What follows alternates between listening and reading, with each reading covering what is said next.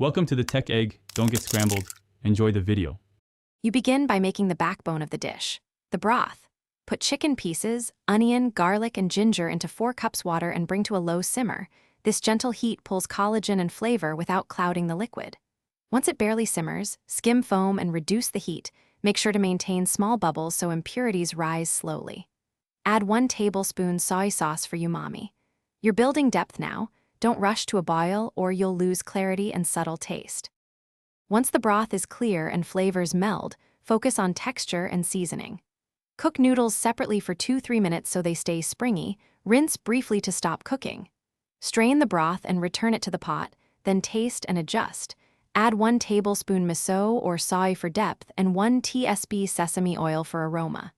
Now add sliced scallions, mushrooms, and the shredded or sliced chicken. Simmer 3-4 minutes to let the seasonings marry. You finish by assembling for immediate enjoyment.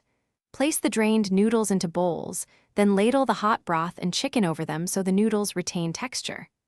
Add a soft-boiled egg, a strip of nori, a drizzle of chili oil, and sesame seeds for contrast. Once done, taste one final time and adjust acidity or salt with a splash of rice vinegar or a little water. If something goes wrong, reduce the broth to concentrate or add a peeled potato to absorb excess salt. Thanks for watching. Consider subscribing if I helped unscramble your problems.